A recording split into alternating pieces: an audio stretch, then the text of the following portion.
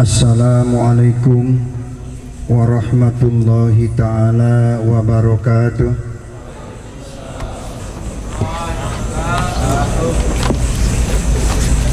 Alhamdulillah, alhamdulillahilladzi idza arada bi'abdihi khairan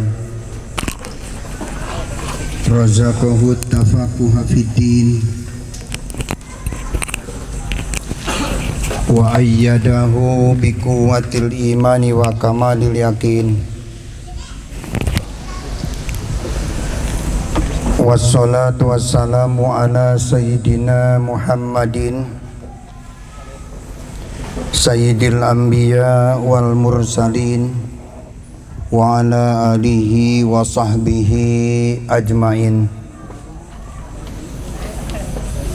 Asyhadu an la ilaha illallah al-malikul haqqul mubin wa asyhadu anna sayyidana Muhammadan abduhu wa rasuluhu shadiqul wa'dil amin. Allahumma ahsin akibatana fil umuri kulliha wa ajirna min hijjid dunya wa azabil akhirah.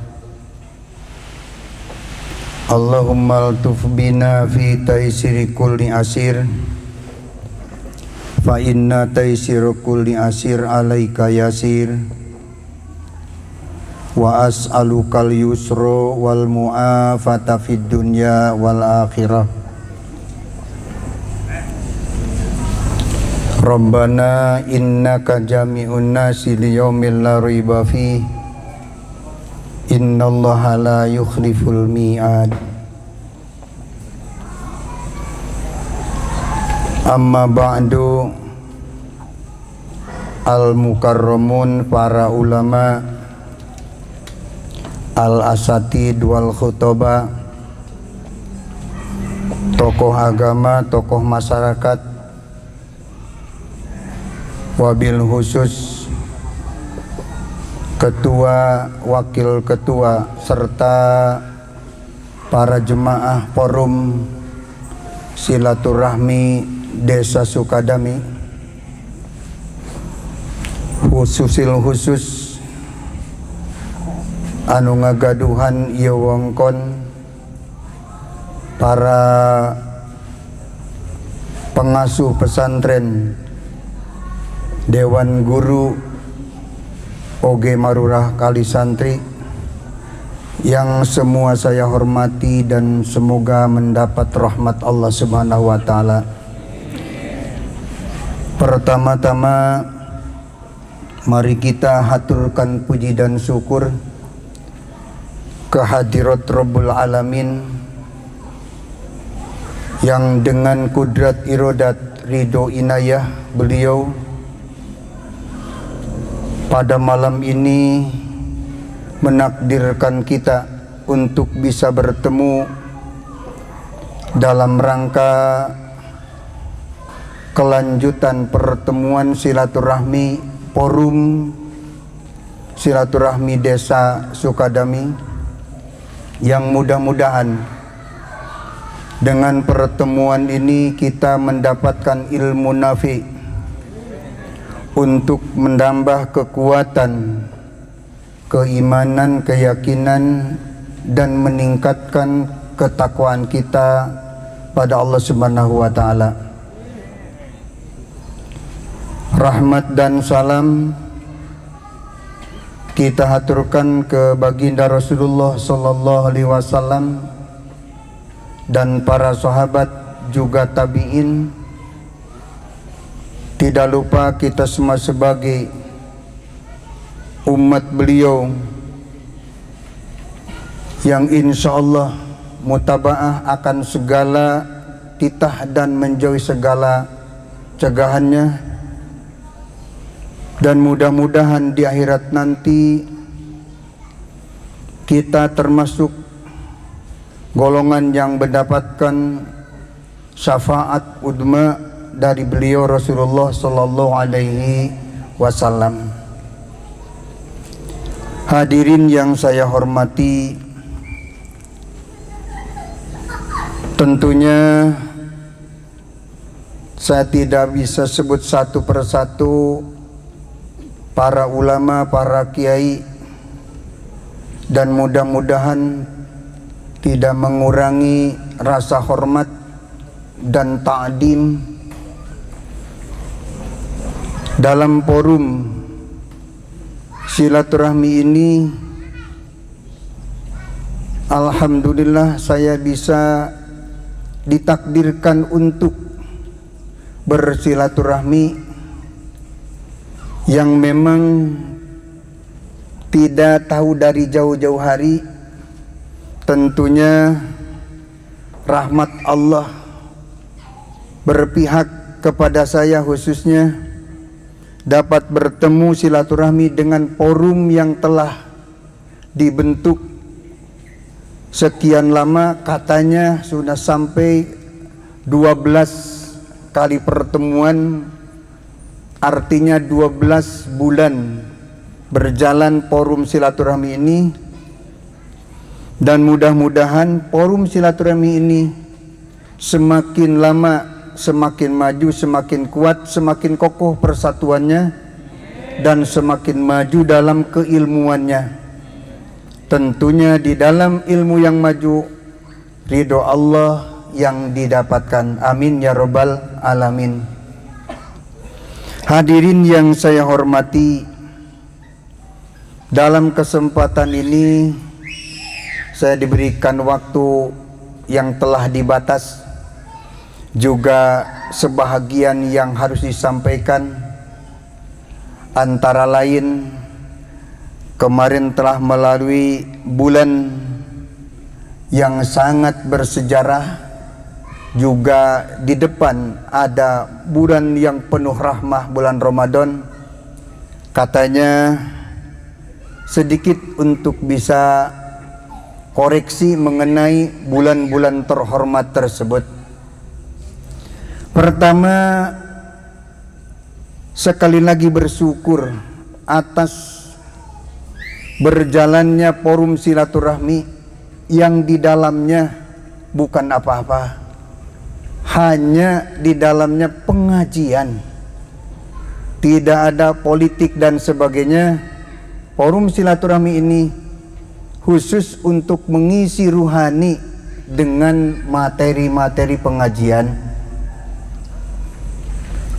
Kalau berbicara tentang pengajian atau tholabul ilmi, semua sudah tahu bahwa siapapun orangnya yang siap duduk di tempat pengajian, di tempat tholabul ilmi, walaupun tidak membawa pulpen atau tidak menulis satupun huruf dari pelajaran yang kita pelajari, Allah memberikan fadilah yang banyak, Allah memberikan pahala yang banyak. Sehingga walaupun kita hanya ngaji dengan, katakanlah ngaji kuping, insya Allah Allah Ta'ala akan memberikan pahala yang besar.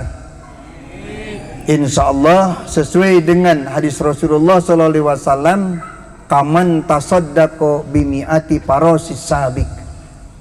Orang yang siap menghadiri tempat pengajian akan diberikan pahala sejajar dengan orang yang menyodakohkan 100 kuda balap.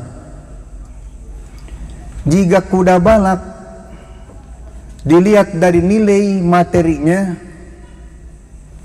tidak rendah nilai daripada mobil-mobil yang standar seperti Avanza, masih lebih mahal kuda balap.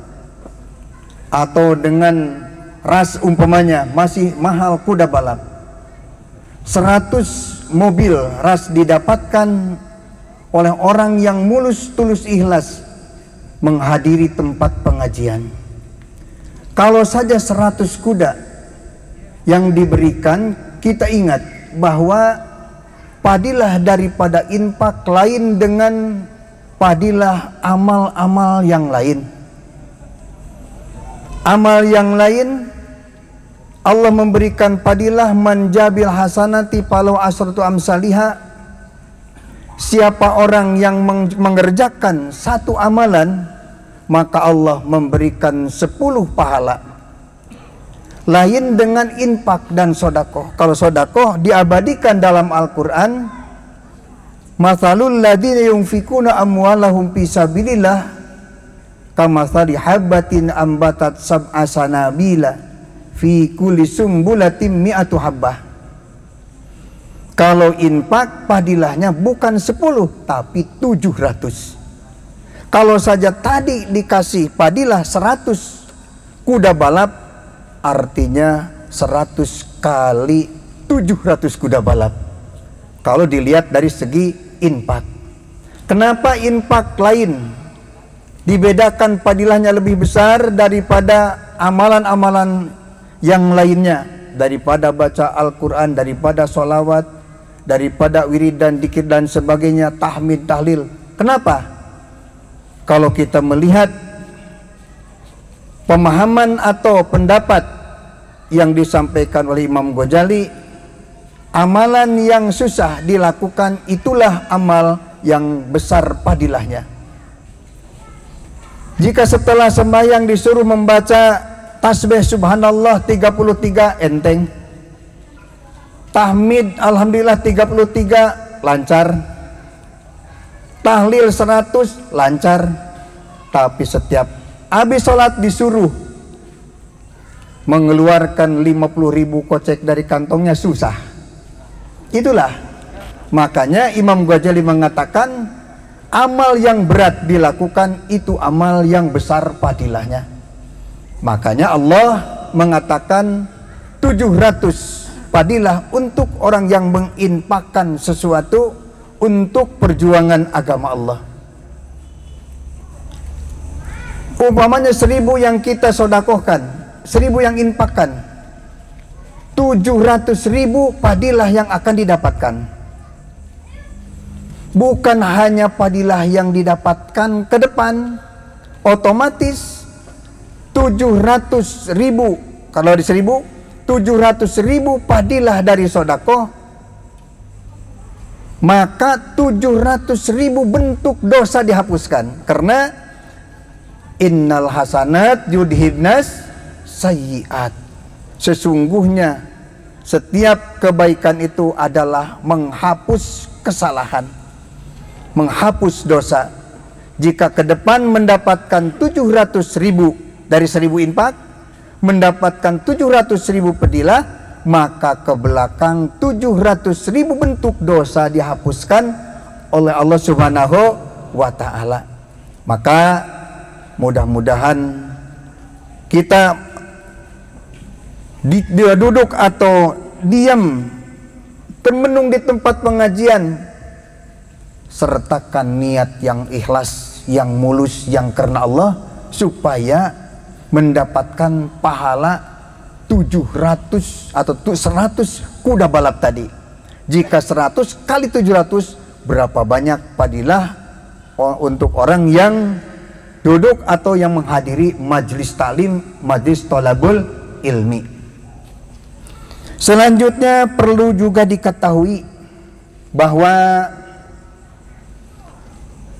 orang yang menghadiri pengajian tentunya mendapatkan ilmu dari pemahaman, paham yang akan terjadi di dalam pengajian, di dalam forum silaturahmi. Ada 3 paham yang didapatkan, yang akan kita terima. 1, dalam pengajian kita akan memahami sesuatu keilmuan, maka pemahaman pahmu anin nafsi, pahmu anis syaitoni, pahmu anillah. 3 paham yang akan didapatkan. Nanti kita pulang ke rumah masing-masing akan mendapatkan 3 paham. Setidaknya 1, pahmu anis syaiton, ketika kita datang ke tempat thalabul ilmi, di sana disuruh atau diajak memprovokasi atau menyulut emosi orang supaya menambah emosi supaya menambah bercerai, supaya menambah permusuhan. Itu namanya pahmu anis syaiton. Pulang ke rumah punya angan-angan bagaimana caranya agar kelompok A, kelompok B, kelompok C bisa dirobohkan, bisa dikalahkan. Itu pahmu anis syaiton. Yang kedua, kita ngaji atau kita thalabul ilmi akan mendapatkan pahmu anin nafsi, paham dari nafsu.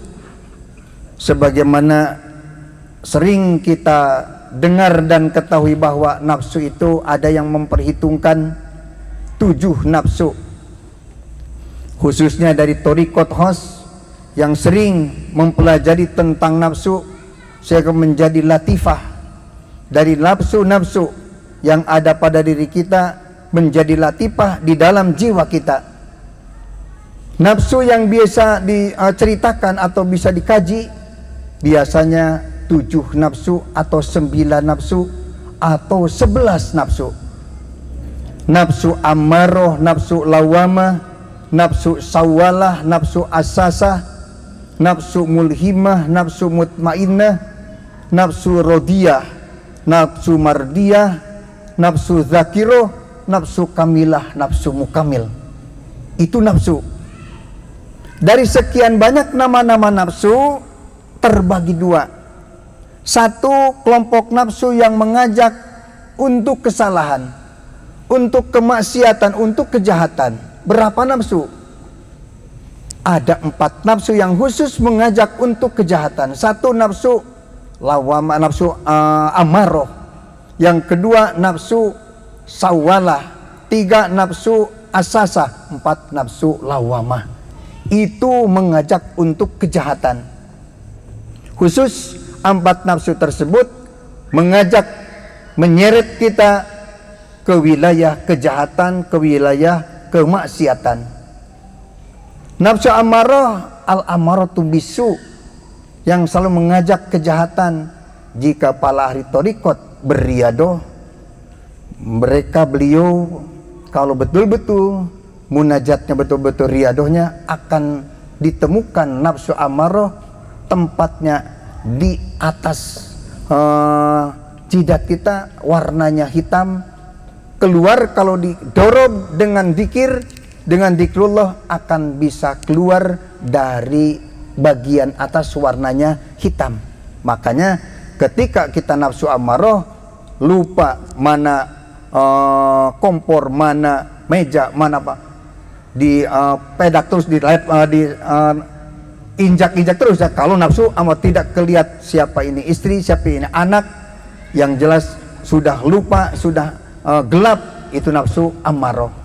Kalau nafsu lawamah kadang-kadang bisa mengontrol sedikit. Kadang-kadang nafsu lawamah itu bisa kembali. Nafsu asasah membuat sarana untuk maksiat. Nafsu sawalah, nafsu yang mengajak kita ibadah, juga mengajak berdosa. Sholat diajak, ngaji diajak, berdosa juga diajak. Sholat dilaksanakan, ngaji dilaksanakan, Bang Emok juga berjalan, katanya. Itu nafsu sawalah namanya. Dari sana, dari nafsu sawalah, nafsu mulai mulhimah, mutmain dan seterusnya, itu untuk bahan untuk mengerjakan kebaikan. Namun kadang ada oknum daripada nafsu yang baik, seperti nafsu zakiroh. Kita termasuk golongan yang menjalankan zikrullah, zikir jahar umpamanya. Teman-teman kita sudah ada di masjid, sudah berzikir pakai tahlil, la ilaha illallah, kita masih di rumah. Kita ingin sekali datang ke masjid untuk bersama-sama membacakan zikrullah la ilaha illallah, tapi hatinya tidak eling, tidak zikir kepada Allah. Itu namanya oknum nafsu dzakirah. Atau nafsu mutmainnah, kita mau berangkat kemana, teman kita mengajak, ayo kita sholat dulu biar tenang di jalan, lupa Allah, biar tenang di jalan. Itu nafsu oknum nafsu mutmainnah. Hadirin yang saya hormati, dari sekian banyak nafsu, kita perlu simpulkan, kita perlu singkat supaya kita bisa cepat bisa memahami mana nafsu dan mana yang lain nafsu. Kembali kepada tadi, masuk ke pengajian bisa jadi menggunakan paham anin nafsi, paham dari nafsu. Ketika udah berbicara nafsu, maka tidak jadi ibadah lagi. Kita datang ke pengajian thalabul ilmi, tentunya forum thalabul ilmi ini di dalam dikemas dari ikat dengan silaturahmi. Di dalamnya tiada lain hanya untuk beribadah. Kalau pengajian ini, kalau silaturahmi ini udah didasari nafsu, maka tidak jadi ibadah lagi. Nafsu itu apa? Nafsu itu setiap kita mengerjakan sesuatu dengan tujuan narik manfaat bagi kita sendiri atau menjauhkan madarat dari kita sendiri, lupa akan Allah, itu nafsu. Berangkat ke masjid bawa sejadah di pundaknya, sholat awal waktu dan berjamaah dengan tujuan mendapatkan pahala 27 derajat, lupa Allah tapi tidak dengan zikrullah, itu namanya nafsu. Tidak akan mendapatkan pahala. Karena yang nama ibadah, fa'alul abdi ala khilafi hawa nafsihi ta'diman lirobihi. Pekerjaan seseorang menjauhkan nafsunya, mengagungkan Allah, itu baru ibadah. Kalau tadi datang ke masjid narik manfaat supaya mendapatkan padilah, menjauhkan madal supaya jauh dari siksa neraka, lupa Allah, nafsu, itu tidak akan mendapatkan pahala, tidak akan mendapatkan ganjaran dari Allah SWT. Ada cerita di dalam Alkitab, kisah nyata yang diceritakan oleh seorang ulama besar. Ada orang di dunianya memang ahli ibadah, sholat awal waktu dan berjamaah itu bukan 1-2 hari atau 1-2 bulan, puluhan tahun, berpuluh-puluh tahun mengerjakan sholat selalu awal waktu dan berjamaah. Pada saatnya beliau meninggal dunia. Setelah 3 hari meninggal dunia, dimimpikan oleh seorang ulama. Kalau mimpi ulama, waruya solihah situn wa arba'u minan nubuwah. Kalau mimpinya seorang ulama, situn wa arba'u minan nubuwah, 46% kali wahyu. Artinya dijamin kebenarannya. Seorang ulama mimpikan orang yang meninggal tadi, kiamat terjadi, hisaban dimulain. Si orang tadi yang gemar atau yang rajin ibadah sholat berjamaah meminta pada malaikat penunggu padilah berjamaah. Pas dilihat lemarinya tidak ada padilah. Beliau meminta, mana padilah sholatku, mana padilah berjamaahku? Kata malaikat, lemari Anda kosong, lemari padilah berjamaah Anda kosong. Tidak ada satupun padilah untuk sholat berjamaah Anda. Malaikat tidak bisa membuktikan memberikan padilah, memang tidak ada. Orang tadi terus meminta, masa iya bukan sebentar, puluhan tahun aku sholat berjamaah dan awal waktu, masa tidak ada padilahnya? Si orang terus meminta, malaikat juga tidak bisa memberikan karena tidak ada. Akhirnya malaikat memohon pada Allah Subhanahu wa taala, ya Allah, ini orang terus meminta padilah berjamaah tapi lemarinya tidak ada padilah berjamaah. Bagaimana ya Allah ini untuk orang ini? Allah mengatakan pada malaikat, katakan pada si orang itu, mintalah pahala kepada padilah, karena dulu waktu dia mengerjakan sholat berjamaah bukan karena kami tapi karena padilah. Itu jangan sampai kita berbuat sesuatu kebaikan dibarengi dengan nafsu, akhirnya padilahnya jadi lolos, jadi tidak ada. Maka mudah-mudahan forum silaturahmi bulanan yang terus dijalankan sampai 1 tahun ini, dan mudah-mudahan selanjutnya terus semakin semarak, semakin maju, mudah-mudahan terlepas jauh dari nafsu, semua karena Allah. Jangan sampai kita menghadiri pengajian membawa pahmu anin nafsi, yang diceritakan padilah untuk mendapatkan padilah tidak diterangkan. Akhirnya orang fokus dengan padilah, lupa dengan Allah Subhanahu wa ta'ala. Akhirnya tertipu dengan kata-kata padilah. Bukan padilah yang tukang tipu, tapi kita yang tertipu dengan kata-kata padilah. Padilah yang diharapkan, Allah dilupakan. Selanjutnya pengajian yang ketiga akan diisi dengan pahmu anillah. Kalau pahmu anillah di dalam pengajian menceritakan tentang takwa, tentang ibadah, tentang amal soleh yang didasarkan karena Allah, yang makai landasan tauhid pada Allah, ma'rifat pada Allah, tajalli pada Allah, wusul pada Allah. Karena kita sebagai forum silaturahmi yang insya Allah semua adalah kelompok Nahdlatul Ulama, kelompok ahli sunnah wal jamaah yang punya ketentuan awal, seluruh ahli sunnah wal jamaah mengerjakan sesuatu berjalan dari syariat sampai hakikat melalui thariqat disertakan ma'rifat. Itu ahli sunnah, syariat sampai hakikat.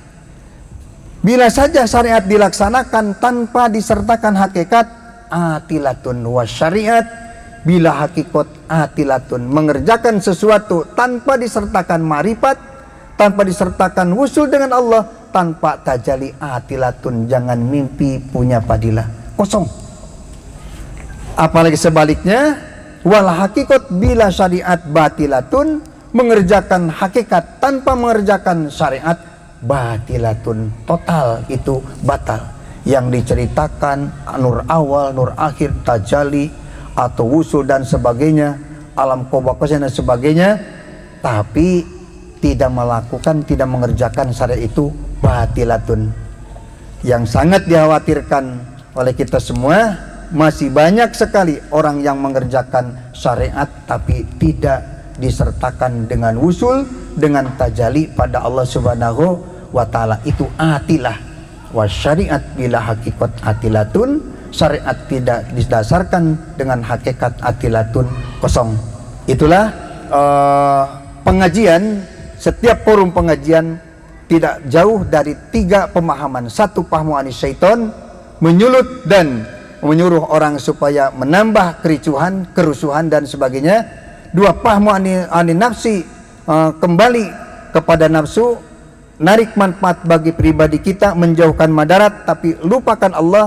3, akan mendapatkan pahmu anillah. Pahmu anillah, kembali ke rumah, akan menambah dzikrullah, akan menambah wusul, akan menambah tafakur pada Allah Subhanahu wa ta'ala. Selanjutnya bulan yang lalu adalah bulan Rajab. Bulan Rajab yang di bulan itulah ada suatu kejadian yang tidak terjadi pada nabi-nabi lain, adalah Isra Mi'raj. Sebetulnya nabi lain juga Isra Mi'raj, hanya tidak dipiralkan seperti Rasulullah Sallallahu Alaihi Wasallam. Semua nabi juga Isra dan Mi'raj, hanya tidak seperti viralnya Nabi Muhammad Sallallahu Alaihi Wasallam. Isra dan Mi'raj, Isra dari Masjid Haram sampai Masjid Aqsa. Di perjalanan banyak sekali kejadian-kejadian yang luar biasa. Kurang lebih ada 24 kejadian perjalanan Masjid Haram sampai Masjid Aqsa. Tiba di Masjid Aqsa, aktivitas Kanjeng Rasul di sana tidak kurang dari 6 sampai 8 kejadian.